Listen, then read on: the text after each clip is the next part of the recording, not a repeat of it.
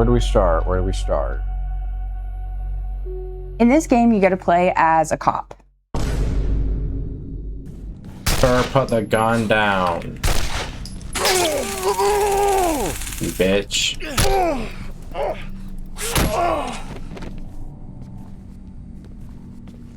You too. Fuck you.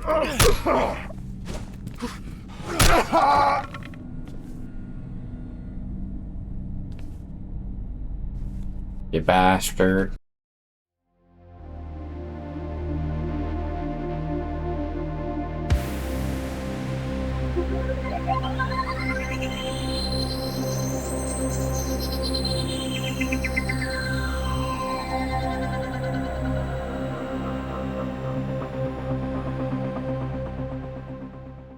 Microsoft really wanted badass games that were original to Xbox right when the Xbox 360 came out.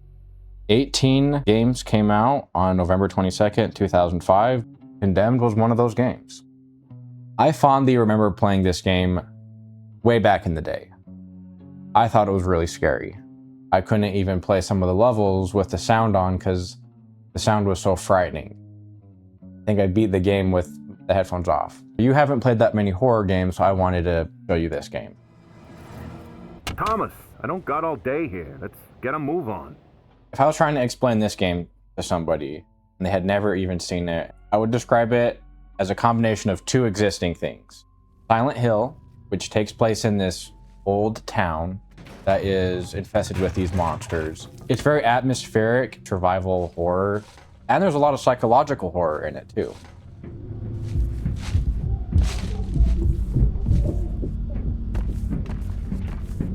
It's also like playing an X-Files video game. You're an FBI agent, and if you haven't seen it, I mean, I won't spoil it, but there's a character who just loves running in these dark abandoned buildings because he wants to uncover the truth. I was playing this game like, bro, nobody would go down this abandoned thing. Like, call for backup, go home. Like, you would not be doing this. You.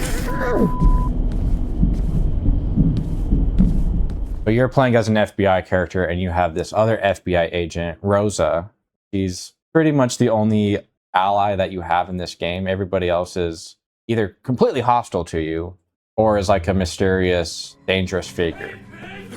Federal agent, come out peacefully or I will use force. Fuck you!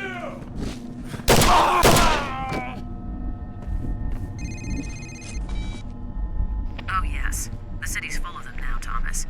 Addicts, vagrants, psychotic individuals gone terribly bad.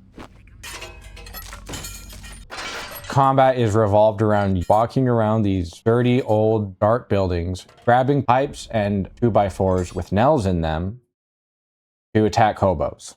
Give me some change. You spare some change, hey. Change. Spare some change. Oh, shit.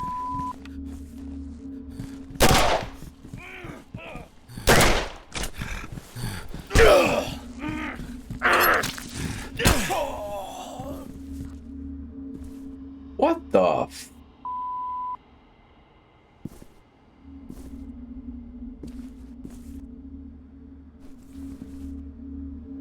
Oh. Huge emphasis on melee combat. Simple, robust combat system that is also kind of punishing. Especially if you play on the harder difficulties, sort of unforgiving, you get hit 2 or 3 times and you're dead. Yeah, you're a cop, but you have no backup because you're framed. And yes, you're a cop, but you have no gun because you lost it.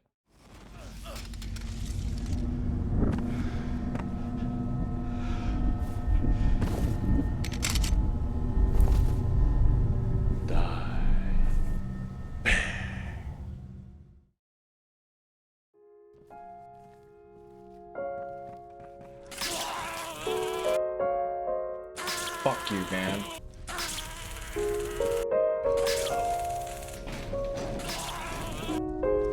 Oh, you fuckface.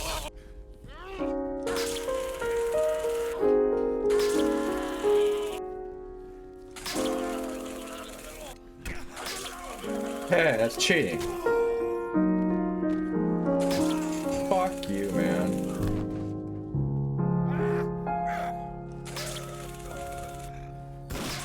Oh, he has a gun. You know what? I'm gonna shock you too.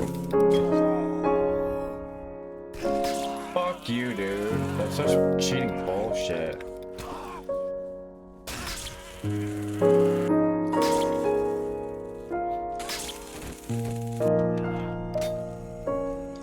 Oh shit, boy.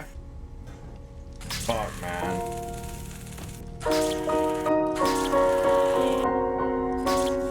Bitch. Christ.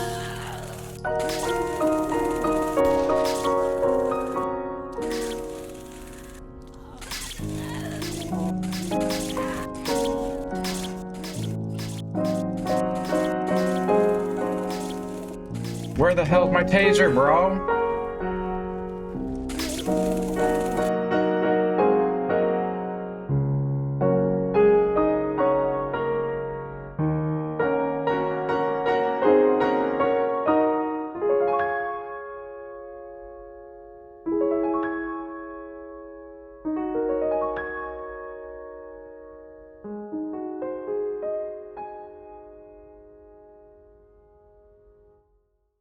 The taser is OP. I completely abused it on my playthrough. It's like a gun that doesn't run out of ammo. It does recharge. So in some of the fights where you have to fight more than one, not as good. But 1v1, I mean, it's hard to take damage if you have a charged taser. And you even get an upgraded taser halfway through the game. I don't actually know what the upgrade does. I think it does more damage and charges faster. That's the two things it does, which is the only upgrade you get in the whole game, by the way. No, give me my gun back. What are some of the other unique weapons that you like? My favorite one was the paper cutter. From school, you get to like rip the blade off and use that as a weapon. And I thought that that was absolutely brilliant. Loved that little detail of adding this environmental factor into your fighting. Not just the pipes and the wood, but like something that's so specific to the location.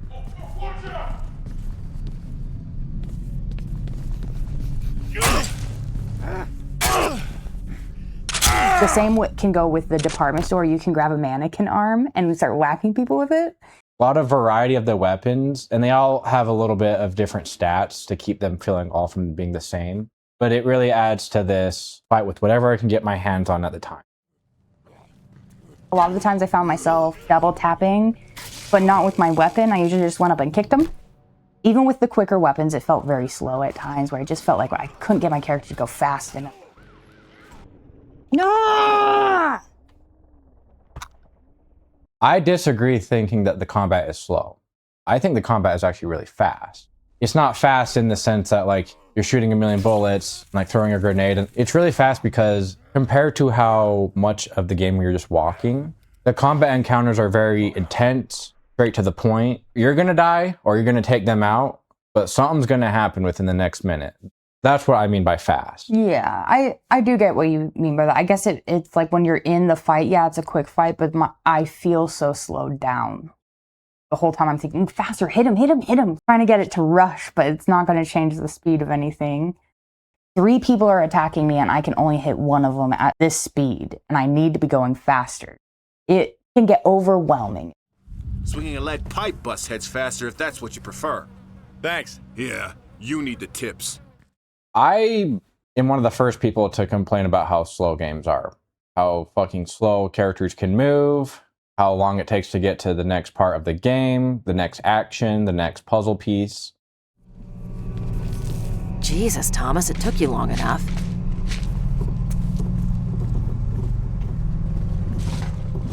Kind of, it did, yeah. I am going to go out on a limb here and say I actually really like how slow you move in this game.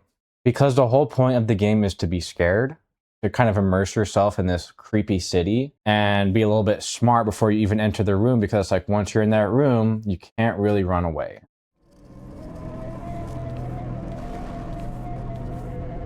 Oh, shit. Oh.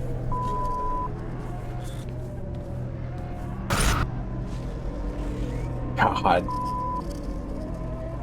Stop it. Let me out of here.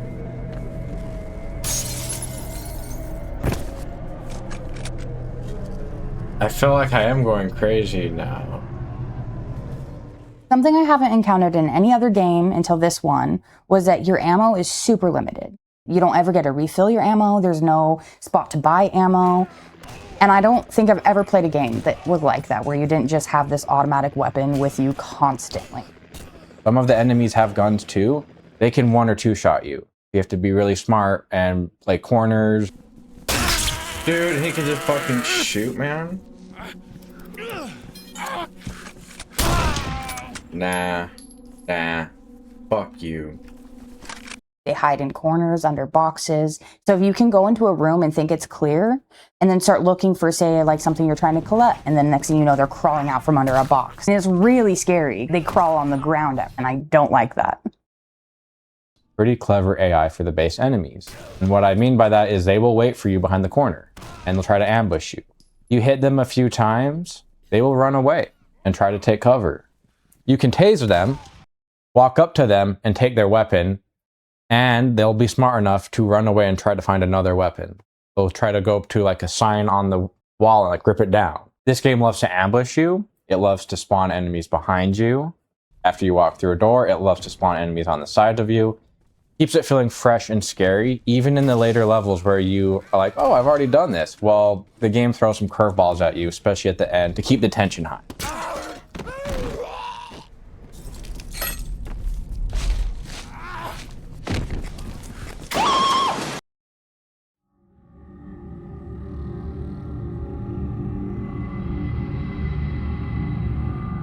Most of the levels take place in stereotypical city buildings, like an office building. Be very, very quiet. I'm hunting drug addicts. There's a school level, the playground. Library, subway. Some of the horror from the game isn't from the enemies. You're walking in these abandoned, dark buildings. Like, that would freak anybody out, even if it was empty. I think it would be freaky to walk on these subways. Point in time where you are on the tracks and a train comes flying past you, thinking like I was gonna get run over by a train. Like, that's scary in general. I appreciate that they did that with just the environment details.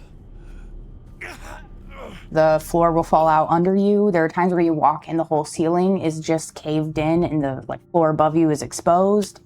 A lot of little details to show how broken down, how neglected they've become. There ain't no fucking demon running around going hee hee hee hee and blood on the walls. It's like, nah, it's just scary because it's a dangerous building that's dark. And there's also some hobos. Yeah. Oh! Wiener balls. F you. The scariest level, in my opinion, the one that made me crap my pants, it's an old department store that has been abandoned for like 10 years or something. And it even has the old Christmas decorations up. There's like little Santa Clauses, little Noel signs, and even a freaking song, like a Christmas song, but it is slowed down. So it sounds creepy. You don't hear the whole thing. And that's a perfect example of what I'm talking about, is the game doesn't even have a creepy Santa. It's not a fucking creepy Santa with like red eyes. It's like, no, this is a normal Santa. It's everything else around it that makes it seem creepy. What are you doing here? What are you doing here? Oh! Like, there are mannequins throughout this thing, but they're not some beautiful mannequin you go and see at the store now. It is falling apart, missing chunks of paint, arms, limbs, and partially dressed. I thought that the mannequins were really creepy. Mannequins are already fucking creepy without even being in a horror game. I worked retail for quite a while, and I closed down the store. Even a running store that is not broken down is really creepy. When it gets late and the lights turn off and you have to go into the stock room and there's 5, 6 mannequins just standing around. It's really unsettling. I thought they did a good job of, I'm not alone in this building, and I know it.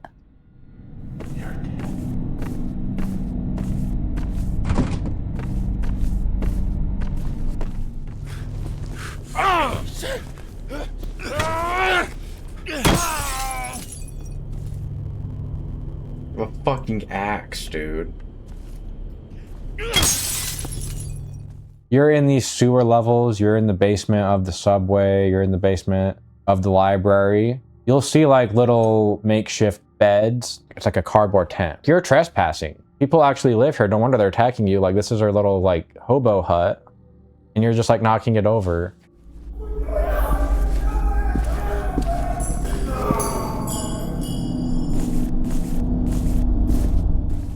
The enemies' voices are legitimately terrifying.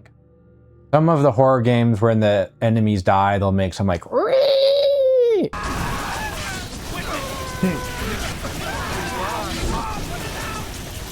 scary, but if you do that 10 times to these demons, it stops becoming scary. With the enemies in this game, just like in real life, aren't going to announce themselves when they're attacking you. You only hear them when they're literally right behind you and they're going and they hit you.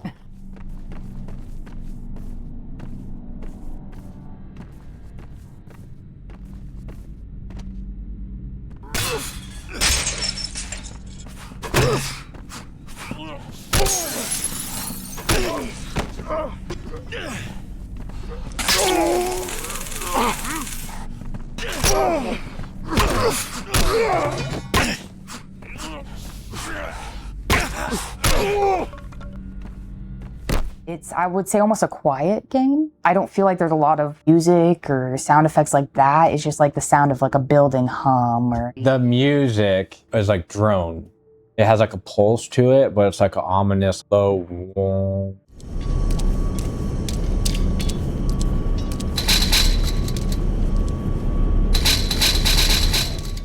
When we go into like the basements or we're in the train station and stuff, hearing that, it really just made me think of the electricity running through this area, like the heartbeat of the current, you know?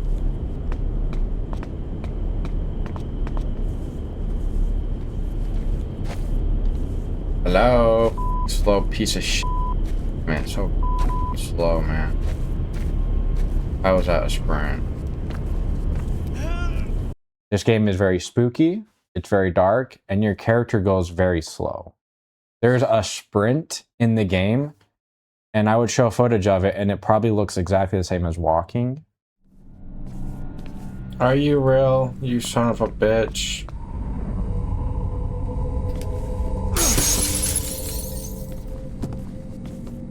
I don't trust him.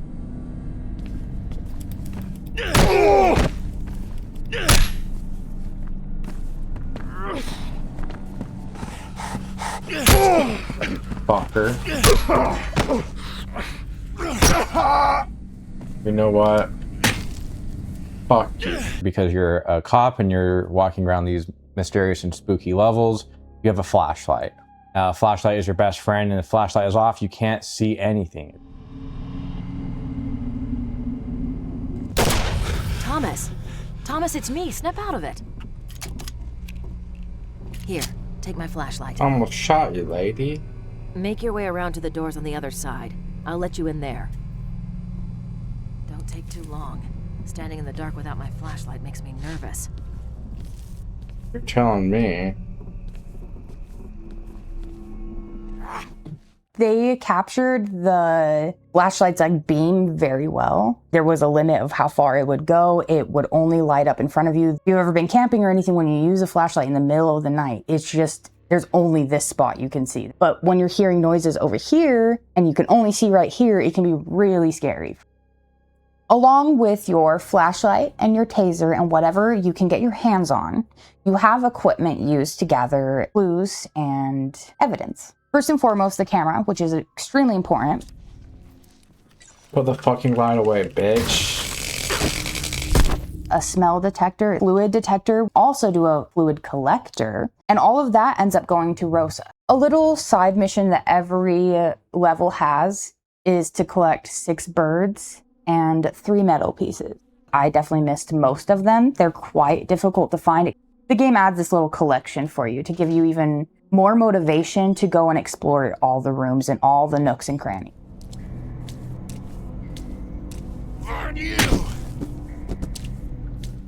I want to play this game again and collect everything.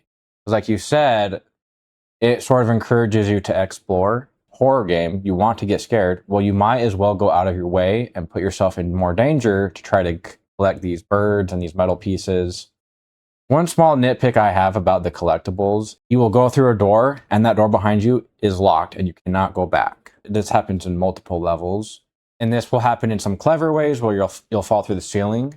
It will happen in spooky ghost ways. A bunch of furniture moves and blocks the door, even though you were able to go through there just a second ago.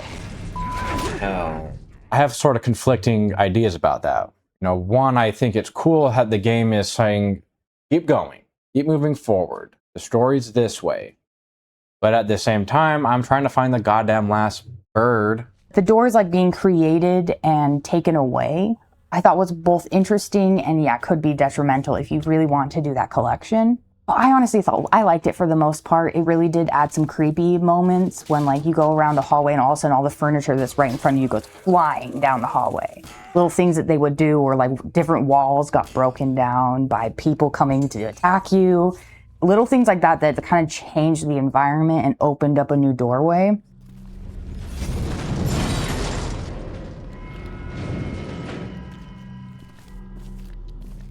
Yeah, this game gave me a lot of goosebumps. There's a number of different ways the game will try to scare you. That's what I think makes it such an effective horror game, is it kind of keeps you on the edge of your toes. It's not just a jump scare and then you walk around and it's a jump scare. There are jump scares, but they're sprinkled out. They're mixed in with some of those psychological scares where it's just, oh, you're hearing a voice, what the fuck? Nothing actually happens. Or you go around a corner and you see like a shadow kind of off in the distance. Is this guy even seeing real things? There's moments in the game where you start getting attacked, you fucking shoot a gun and then they disappear. Am I shooting in thin air? There's some like craziness going on. I don't get it. Really seemed to more depend on the buildup, the tension. And like once the jump scare finally happened, it was more like, ah, finally, thank goodness it's over with. But it's when you're looking for the person you're hearing that is like scary.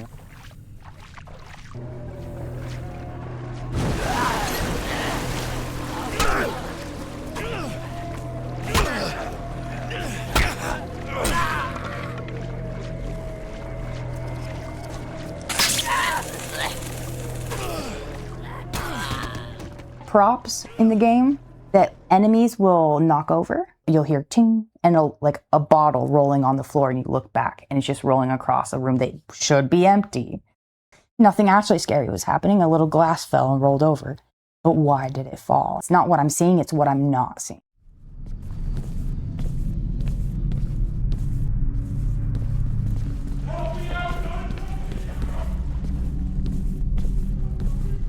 One of the most bone-chilling moments in the whole game was a very subtle moment. And it's in that department store level where it's all these mannequins. Most of them are actually mannequins. You start becoming more paranoid.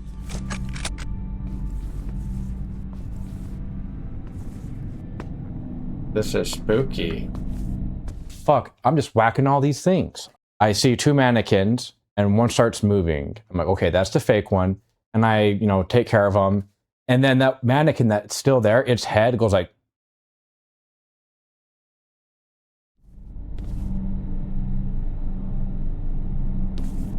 That is fucking creepy. That was the scariest moment in that fucking level. My God. And I went up to it, I'm like, fuck you, and I smack its head off. It's not real, but even the fake mannequins are out to get me.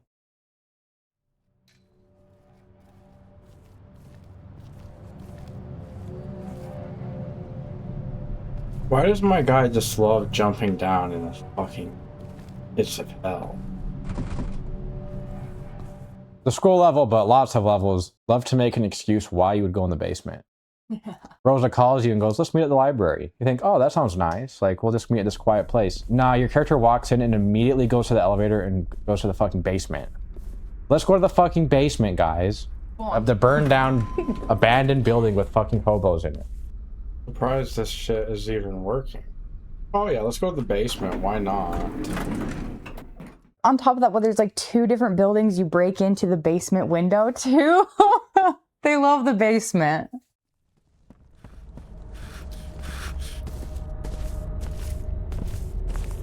Scared.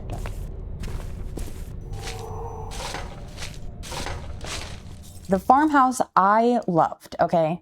Because I thought they did a really good job of creating this kind of homey feel that was completely ruined. You could see that this once was a loving, beautiful house. Yeah, it feels homey.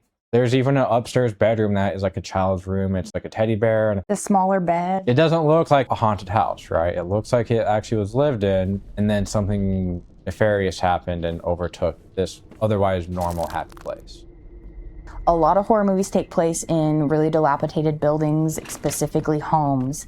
And I just felt like that was really creepy. The fact we were on a farm really gave like House of a Thousand Corpses, Devil's Rejects. But they were running through a place that looks exactly like this one, with the little fence that would hold like cattle and sheep, really similar. And I was like, this is really cool, because that is a very notable scene in that movie, and it's a very notable scene in the game. As you're walking through the farm, I appreciated a lot of the little details they had, like big standing oil lamps that you will see on farms frequently. The horse trailers that were there, there was like a rundown truck. But I loved the evidence they left behind of a farm. The little details of just what they left in these buildings and these locations really, really sold it for me.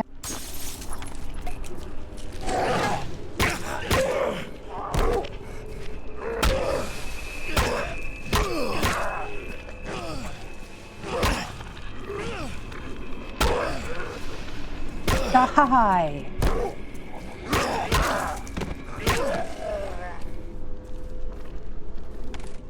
The farmhouse had a glitch in the attic where there's like a boarded up area, and you're supposed to go through it to get like the final clue. Sat there for over 5 minutes trying to figure out why I couldn't get through this boarded up area. I was hitting like the lights. I backtracked a ton. The same thing happened to me. I went up to it and hit the light next to the door. I backtracked, I came back, and then it just disappeared in front of me. Huh? Petting one of my cats, getting distracted, I look up and the fucking door finally just disappeared. I have no idea what happened, if it was a glitch.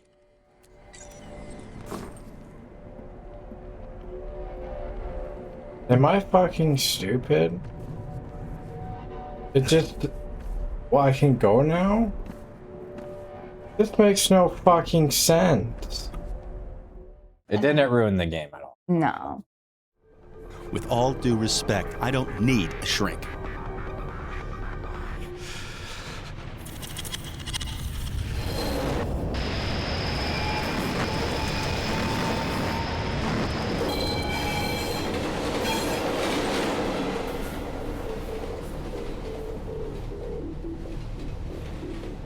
Maybe I have gone crazy. The difficulty jump happens after you solve this puzzle in the farmhouse. Up to this point, I counted how many times I died throughout the whole game. I died 8 times. Fuck.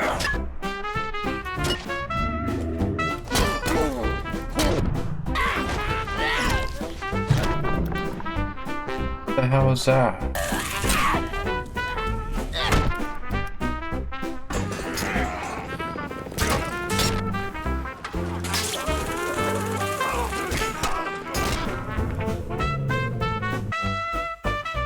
Well, that means I died less than once per level on average. However, just getting to the boss, walking through the farm, I died, I think, 9 times. So I died more times in that one little stretch than the whole game.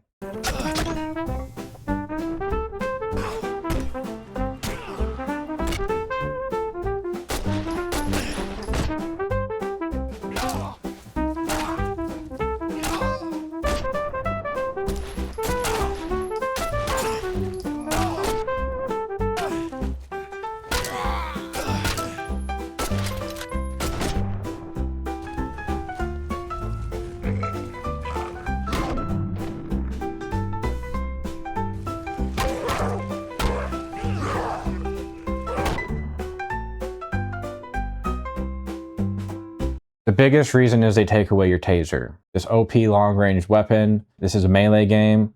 Prove your abilities. Also, the enemies still have guns. Fuck you.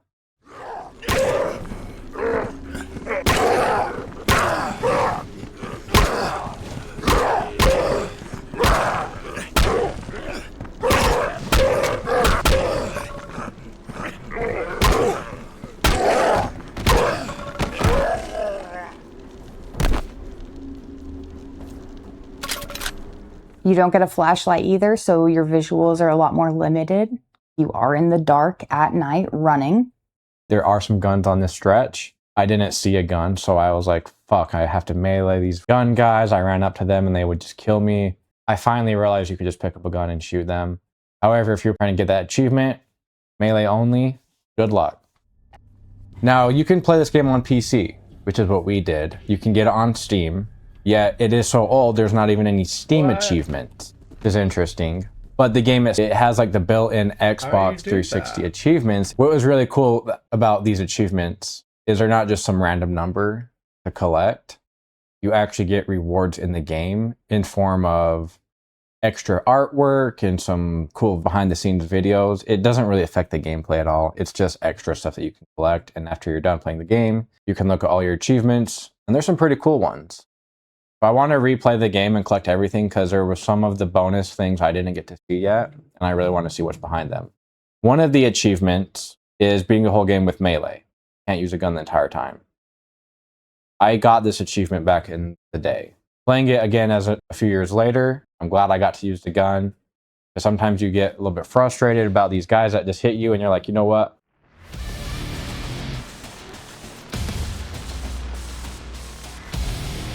I will fucking kill all of you.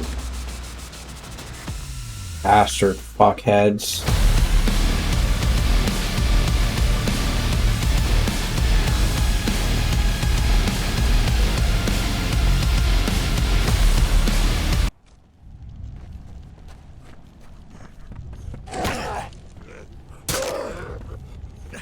The Steam version does not have controller support, although we were able to get an Xbox controller working quite easily. We actually had to use a download by somebody who kindly made it for people to use because I like playing on controller a lot better. Shout out to anybody who loves these old games enough to keep supporting them and making them work for us in the future. So that's awesome. And this game is older, so you might think, oh, it's buggy, it's glitchy. Not really. It actually was quite stable. It never crashed on me once. I did at the very beginning of the game, I was suffering from some frame drops. Why does it look so bad? A pretty common thing. And there was, like I said, the community is really awesome. There's a easy patch you can easily do to fix that issue. I'll link that in the description as well. Let's see if it's fixed. Oh, this looks a lot better. Okay, this is way better. This game is a little old, so there are some little glitches that will happen. Nothing, in my opinion, that really stops your gameplay. I had one time where I did have to reload my game because my character got stuck, but most of the glitches were quite hilarious. I am fighting someone on top of one of the trains, and he dies and drops his little pipe, and the pipe just keeps rattling on the train, and it doesn't stop. So it's like making a little music while I'm playing, and it was really funny.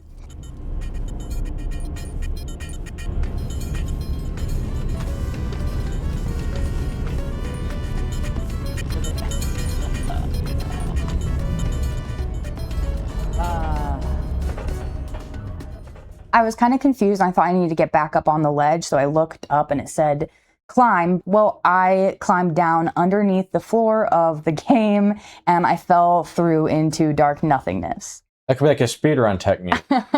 I would agree that the few glitches that I saw, they weren't annoying, they were actually really funny, and I'm glad that I saw them. It has some really fun physics in it. Things will fly across the room. Enemies will break down the doors. Environmental storytelling that is told through this physics. The enemies also react physically. I'm sorry, I'm trying to get it together. I just keep thinking about the breakdancing body.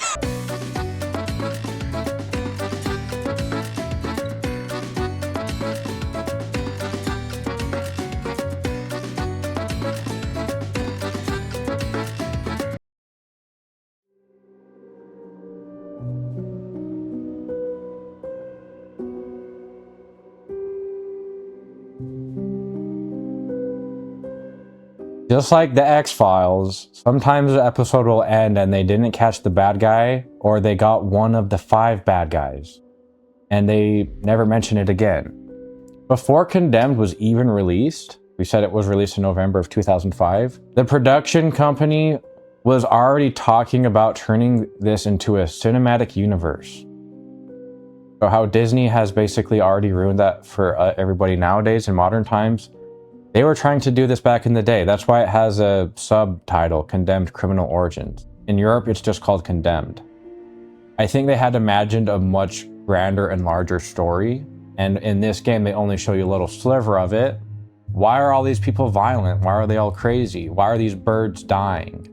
Well, they give you a little bit to work with, but you never really get to the bottom of things, which might be frustrating in a traditional story game, especially if you want a satisfying ending.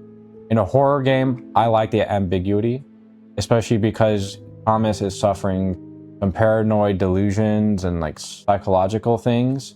You kind of even ask yourself at the end of the game, like, what of this was real? Even it seems like the cops didn't realize that you were just walking around murdering all these hobos. Maybe they did, I don't know. It also doesn't seem like they care about these hobo people. They seem to be like a second-class citizen. What are these people on? They talk about drug abuse and violence and crime, like skyrocketing in this area, in this town. Yeah, I don't know what drugs they're using, and no one should be using those drugs ever again because holy... Oh, shh. The sequel was never ported to PC, so it's a bit hard to find. It's a bit rare. The sequel, without getting too much into it, we haven't played it yet, picks up where this game left off. You are playing the same character, and it might go into more of those details that we didn't get to. Yeah, this story definitely ends on a cliffhanger. It leaves the door wide open for what comes next. So I like that. I kept the suspense all the way to the very end. And even when you think, okay, we're like concluding, they're like, nope, no, we're actually unlocking a door for you. Some of the gameplay wasn't my favorite, but I am curious as to what like this universe could hold and what more secrets could be exposed for us. The Condemned franchise still has potential. The owner of the franchise is still hopeful they might make a third one. He's recommended movies. He's recommended they make a mobile game.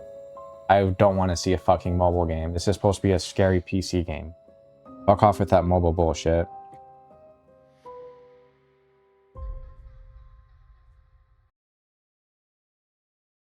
So just like how the game likes to keep you in the dark, keep you guessing what's going to happen, what's around the next corner in a physical way, the story is also naturally very mysterious, and a lot of the plot points and mysteries are not even resolved at the end of the game. Some of them are. It does have an ending.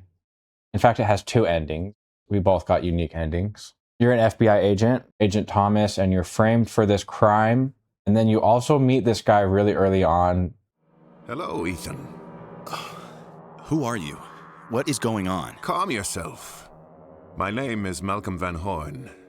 I was a great friend of your father's. He knows your dad. He references your dad. That's never really talked about again. Background behind your character that is really never explained or fully went into. In fact, when your character learns that he has this unique biological element to himself, he doesn't even get to see his own information that they were doing on him, that he had no clue about either. During your last physical, they found several abnormalities. For starters, your bone and muscle densities are off the chart.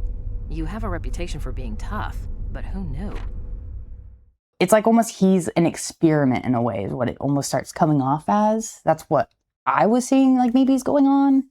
Again, there's a lot of things that are kind of up in the air and you can kind of interpret it maybe how you want to, and maybe that's what they intended. A PR-56 is a special addendum to a personnel record, and yours is classified black. That's pretty top-level security, way beyond either you or me. Our government is awfully interested in you. I didn't know. The FBI agent Thomas is voiced by Greg Grunberg, and he is also on the show Alias. He's best known for his portrayal as a character Weiss. I think that's pretty fun. We did a Bioshock 2 episode, and we had another Alias alumni in that game. God damn it, shoot me in the dick. And there is actually an Alias game, and most of the cast from the TV show were in the game, except for Greg Grunberg. Something's still not adding up.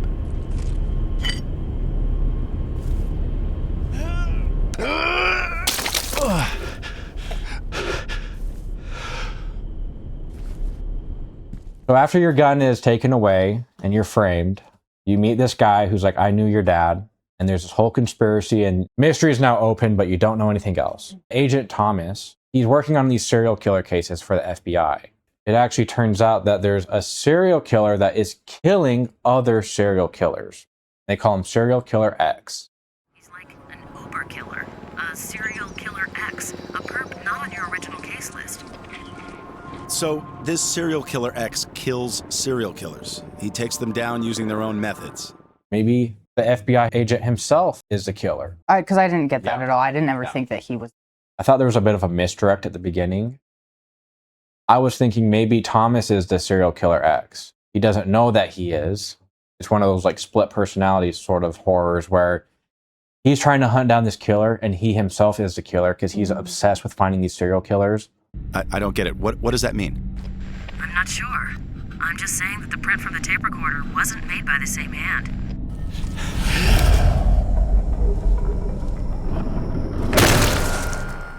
That turned out not to be true, but I thought that for a little bit. You're trying to hunt down the matchmaker. You actually find him killed, and he is a mannequin. He's killed in the way that he kills. While you are a detective working very hard to try to bring these serial killers to justice, you have a string of basically cold cases behind you of ones that you did not get.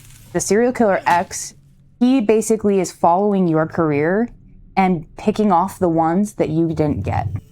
Guess I should do my job as a policeman. And he takes it to a twisted way. He is killing these serial killers how they killed their victims. Bro, and he's slowly killing them one by one. And that's who you end up trying to track down at the end. And that is who is following you. That is who is listening to you. There's also maybe why I thought it might be a misdirect that maybe Thomas was the serial killer. Because randomly, as you're doing these crime scene investigations, you sort of have these flashbacks. Oh my god, what the? Thomas has some supernatural connection with something that's not really explained. The Serial Killer X believes himself to be working just like Thomas for the pursuit of justice. So there's a foil there where the lawful cop and the lawless serial killer are both working to the same end, but just in completely different ways.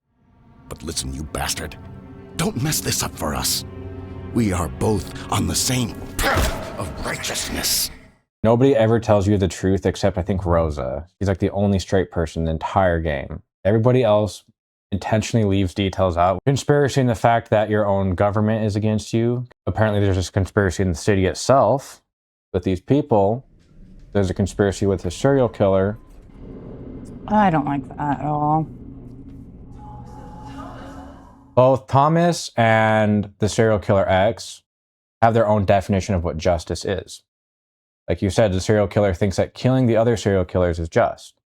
Thomas thinks that escaping from this corrupt government and going on his own and going rogue is just. I think there's an interesting parallel there between these two individuals, and of course they're not comparable in literally every aspect. They're both violent, extrajudicially executing people for their own sense of justice. Their deaths were unfortunate, but maybe it's best this way. Best? You seem to know a lot more about what's happening than you're letting on. Clairvoyance or something, because he'll see things that has happened, and then sometimes he'll see something that will happen, and some of those things don't actually happen. It's like almost foreshadowing, but it's like your visions are slightly wrong. They're not completely accurate. That is an unreliable narrator trick that the game throws at you. They throw you a curveball like, you have been seeing these visions. I thought Rosa died. I'm like, oh shit. There's also another scene on the playground where you see your own self die. What the fuck? Some of these cutscenes, I still don't understand what they were trying to say.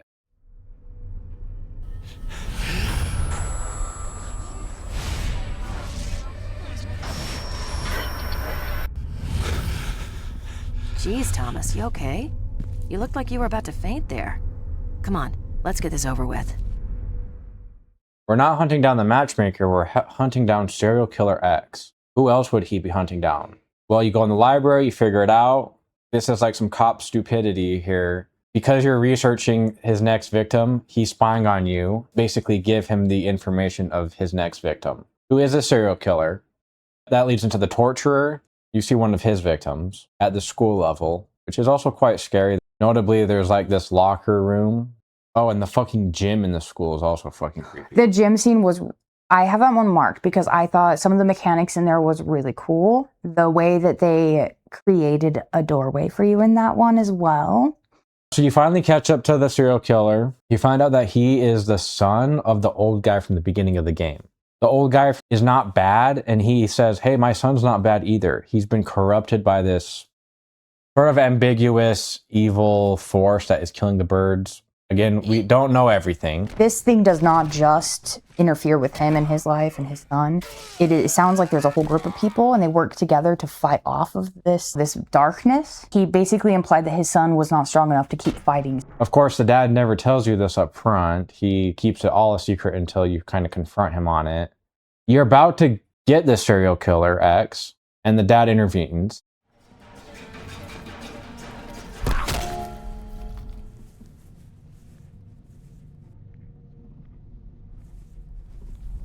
What the fuck? I sort of interpreted this mysterious, violent mental illness that is like a plague almost.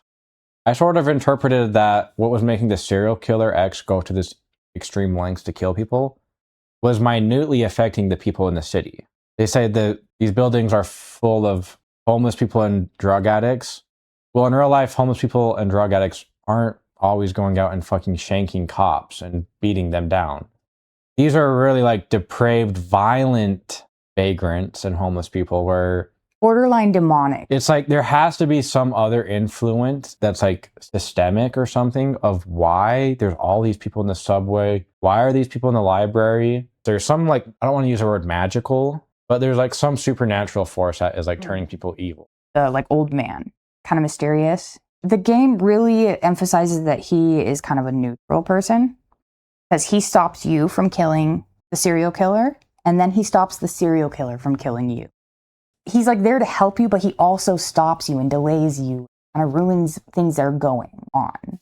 Like even at the very end, you think like it's over, we did it. Nope, this guy ruined it.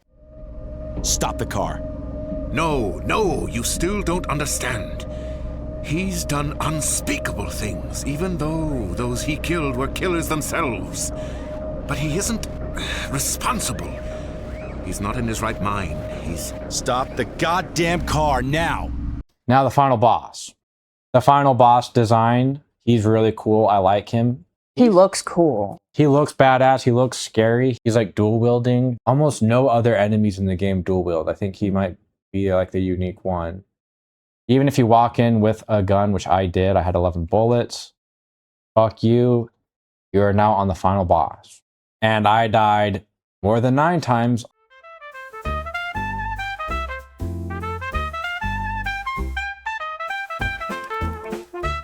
I'm fucking stupid.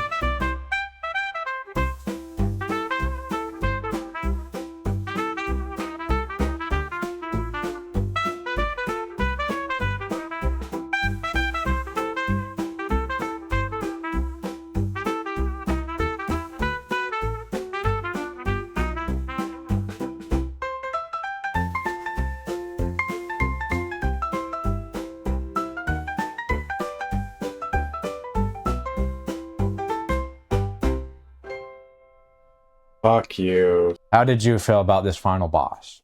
I was so mad they took my gun away. I was so mad. And the worst part is, it's not even the final boss that was the hardest part.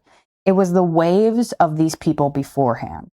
To be quite honest, the only reason I got through the end fight, I think as well as I did, is because I saved partway through the fight and then kill the rest and stop and save. Dude, let me shoot the health pack. No, this is so cute.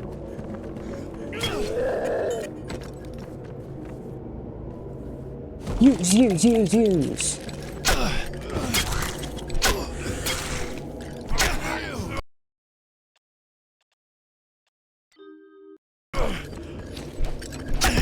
You have to use like an execute move on the boss. And it's a move that both of us didn't even realize was available to us until we got to the final boss. Over and over, I'm like getting him down and sitting there trying to figure out what button I'm supposed to push.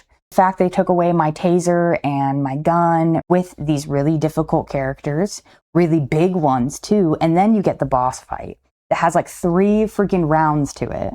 Yeah, that final fight really does not feel like the rest of the game. I hate to say it changed my opinion, but it kind of did. If the whole game was how it was and the final boss was a little different, I think I would have loved this game and would have been like, let's play it again. Like, I would love to get all the collections, but I don't want to do that final boss. I didn't like it. Unfortunately for me, it just didn't feel rewarding. And I think that's why the struggle was really, like, would really piss me off, honestly. Unlike you who died 10 times, I died 30 times in this game. And about 10 of them were at the end and... Well, I died 30 times too, the whole game. Oh, you did? Yeah, about 8 times in the first 9 levels, 9 times on the way to the farmhouse, so that's 17 times, and then about 10 to 12 more times on the final boss. So I did die about 30 times. 66% of those were at the final chunk of the game. It's a huge difficulty spike. I could see why it'd be frustrating, used to playing a certain way. It sounds like a lot of deaths, but the game loads really quickly, especially on modern hardware. It only took me 20 minutes to beat the final boss. Even dying that many times, I would die and go, you know what, let's just go again, figure out the patterns. It has like 3 or 4 checkpoints within the final boss, so you don't have to do the whole thing. I see why you don't like it. I do like it. I think it's skill testing. So not to disagree with you, I didn't find the difficulty jump as annoying. I just didn't do well. Unbelievably frustrating at some points. I don't like this at all. At fucking all. Fuck this game. Okay. I must admit, I was a bit dramatic. But some things are unavoidable. Of course, since you're no longer going to be any help, there's no reason to go on this way. How would you prefer to die? No Country for Old Men. Are you talking about the serial killer? Yeah. Because that's not the same guy. Oh. The final boss is not the serial killer. I thought that was the serial killer we were supposed to... No. Who the fuck was that then? The serial killer is knocked out before you even do the final farm run. I thought His dad takes him away. And the dad says, go to the building and take care of the evil or something. Oh. The thing that you're fighting at the end is like a demon. Or something. I was thinking that it was like our visual representation of, like, I was thinking we were like ripping the evil off of him. I didn't know that you thought he was a serial killer. I thought it was the serial killer I was ripping those pieces off of at the end. And that's why when all of a sudden he comes back and he's just a normal guy, I'm like, what? Was this another, like, in my head thing? What's the emotional stakes of fighting this random demon? You see this demon in your vision throughout the levels. It's not just some random thing that you see at the end. If it was, it would be very weird. Like, who even is this? Yeah. It builds up to it, though, a little bit. Again, they kind of become like questionably, like, is this a real guy I'm fighting, or is this like one of those fake shadow guys that will just disappear in a second? Like an astral projection of him or something, you know what I mean? Like, I thought it was like a part of his spirit or something. I don't know. I don't know. Well, I just thought it was him. I thought it was different versions I of kind him. of like your interpretation of that.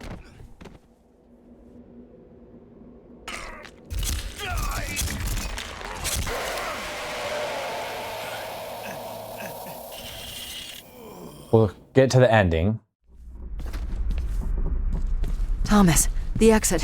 We need to make a run for it.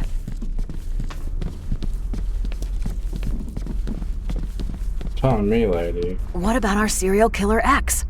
You are faced with a moral choice. You're not playing an RPG. You're not making decisions. I don't give a fuck what you say. You're not picking to say that. He's fucking pissed off. I think the violence is overtaking him. I don't care whether the sick fuck is in his right mind or not. Think of what you are doing! And you get to make a decision at the very end of the game of what to do. I didn't kill him. I tried to think of it as like what I thought Thomas would do. This man is literally tied up in a trunk. He is completely defenseless. This just feels wrong. On top of that, there is people surrounding you that only you seem to be seeing. Because I felt like if I made the decision to end him, they would end me. You don't shoot him, he pulls out a gun and he shoots himself. I did kill him. Oh. You push the trigger, it doesn't even really show anything. Cuts to black. I think the options are more of an, I guess, reflection for the player of how they feel. Like you mentioned, you're surrounded by those creepy demon guys. you're making a decision, but there's like this huge influence to do something like messed up. And it's whether or not you want to embrace that or resist. Resistance might be futile. As it was. I guess it didn't matter what I did. Gee. Rosa, send an EMT immediately. Cancel. Nah, he's dead. Supposedly a happy ending where you're back on the force. Rosa is recapping the events. Man, you look like crap. Yeah, I've been better. Rosa, can I trust you?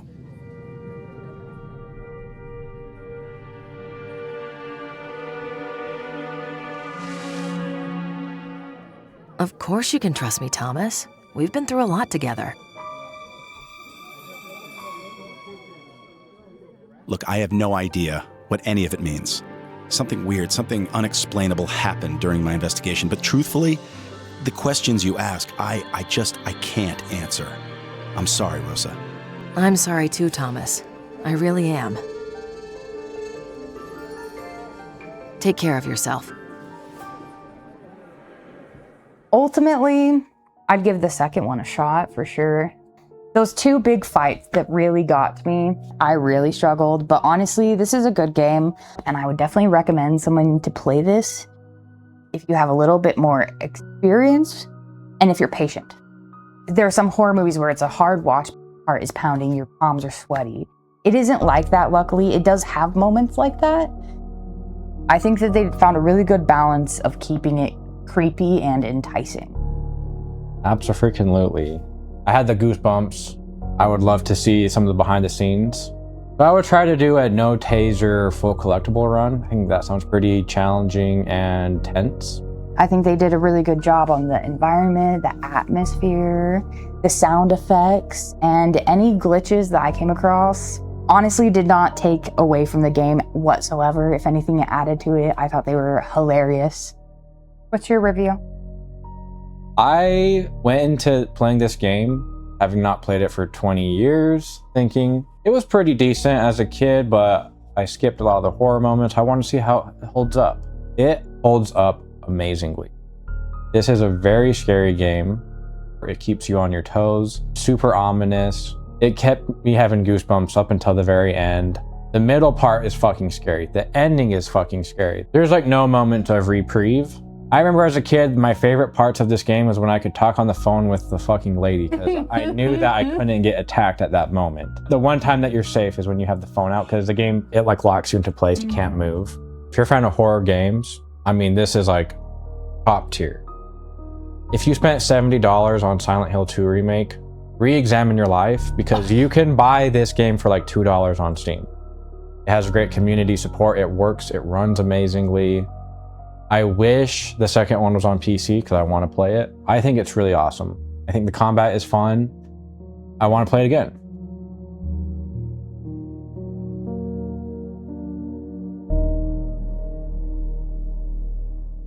I think I can shock his titties and grab the axe.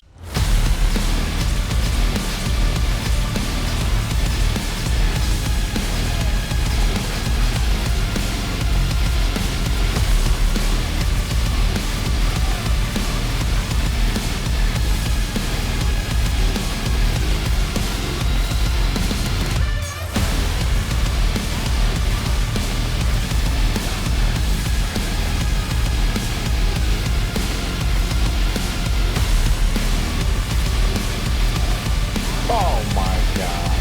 Fuck.